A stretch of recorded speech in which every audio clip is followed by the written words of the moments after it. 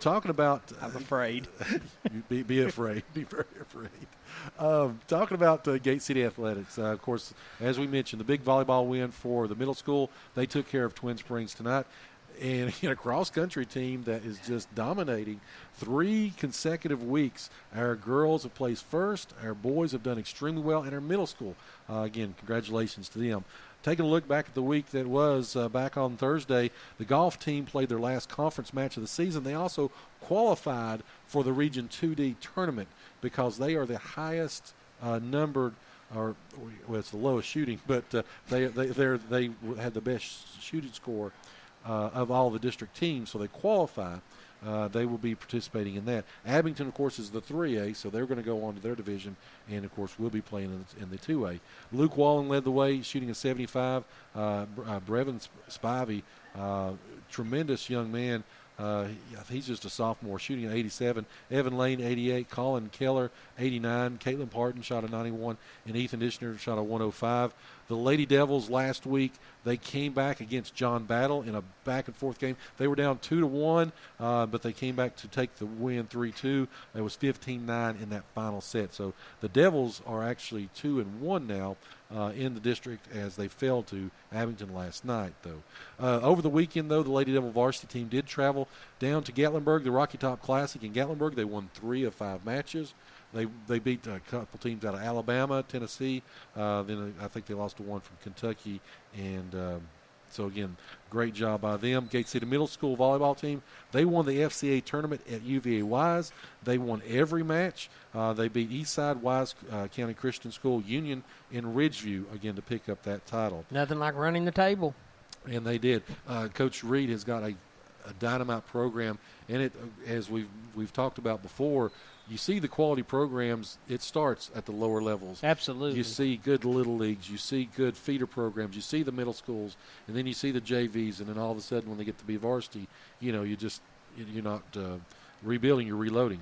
Talking about the golf team, again, they hosted a tournament on Monday. Again, this was at Scott County Park here, just right out the road from us. They placed first overall. They shot an overall team score of 168. That was for 9 holes. That's usually my 18's individual score. But they beat Johnson County, Castlewood, Rye Cove, and Lehigh. Again, they shot great. Brevin Spivey shot a 39. Luke Wallen a 41. Caitlin Parton shot a 43. Colin Dishner a 45. Ethan Dishner with a 46. And Evan Lane with a 48. And finally, Gate City's 8th grade football team went to Virginia High and continued dominance, 44-38. They beat them in Bristol. So congratulations to them. A successful week for Gate City sports. I would think so. Let's keep that momentum rolling next week. Go up to Ridgeview, cause some damage, and keep this momentum going. Talking about the Wolfpack again, their 2018 record was 10-2, 5-1 in conference play. Again, they've got Atkins back. Elijah Sproles, senior linebacker, that's the one that Coach was talking about. He's sideline to sideline, a lot of speed. Again, they're going to have to get a hat on him to be able to do some things. Ridgeview, again, coming off that great season. Atkins has over 1,000 yards rushing. He's already got all those scholarship offers as just a junior this year. 6'1", 200 pounds. Again, they've got over 70 players on their current roster. They average 255 pounds across the board. And, of course, Nick Phillips, though, they are breaking in a new quarterback this year. He did help the JV to win the Mountain 7 JV title last year. But again, talking about this Ridgeview team, they've got a lot of players. But, Chris, I think they're kind of more of a mirror image of what we've seen, to start the season. Good offensive lines. They got a hard running back. And, of course, then when they start getting into the quarterbacks, though, it's a new quarterback. Every team we've faced so far has had a new quarterback. They've not been returning. So I don't know if that's maybe a kink in the armor that coach is going to try to exploit and try to confuse, or what we're going to do. Well, one thing I would like to know is, can he throw the ball? Yep. I'd like for Gate City to come out and contain Adkins, which I know is easier said than done, but put them into some third and long situations and make them air that ball out and just see what happens. Of course, what teams have started to do with us is they started to put 8 and 9 in the box and dare us to throw it. Right. They want to see if Luke Reed can do it. Of course, we showed it against Ridgelands to open the season. When you've got a Carson Jenkins, when you've got Levi Roten, we've got some of the speed that Coach mentioned, the depth of the wing backs and the wide receivers. So, like you said, I would play a monster. I would have a monster on Adkins if he came. I think Adkins is a monster. He is a monster. Again, a great athlete. Again, going back to playing days, was talking with my dad. Of course, he was defense coordinator at Ryco for a long time. We went to St. Paul, had a great running back called Benny Burrell, and we had a monster.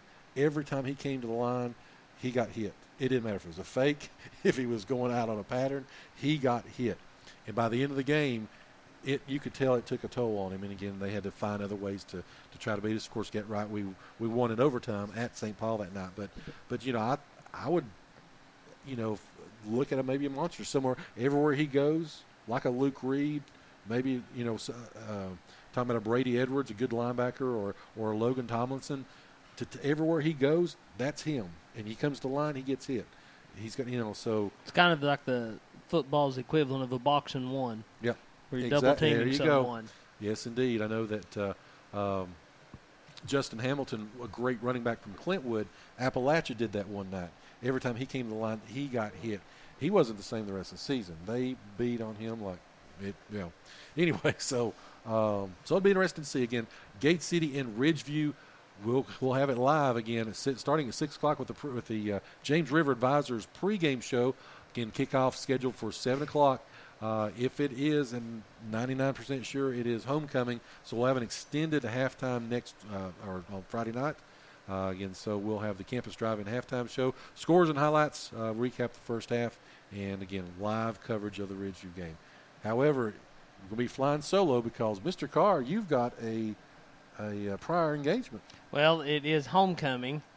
I know your feelings of that. At the Dobbins Bennett. The Dobbins Bennett. Yeah, this is the first time. The last time I remember them having band members back was when I was in school. I graduated in '91, so it's been, a long time. We won't go into that. But, the band at Dobbins Bennett's always been a pretty big deal. You spend so much time with it, it kind of becomes part of you. So when they put the word out that they were wanting all the alumni to come back, I've been really excited about it. I've heard rumors there's going to be several hundreds, flirting with 1,000 people there. So it should be interesting. Should be real fun. So the alumni band will be there, and again, a great night. Dobbins Bennett will be celebrating homecoming, taking on Hardin Valley. So again, I will say this: when Gate City goes up there and wins, y'all may not have me back the rest of the season. Well, I will be taking the T-shirt. We win when you wear the T-shirt. I did wear the T-shirt Friday night. Yeah, but you were actually sitting to the right of me, not to the left. So what I will do is I'll have the T-shirt hanging on a hanger to the left. But anyway, so no, but again, hope you all have a great time, and I'm sure it will be going to be a beautiful night for football. Again, starting to see the temperature start to drop. I think kickoff at Ridgeview was checking. It's supposed to be about 75 degrees. Of course, I'm sure Dobbins Bennett.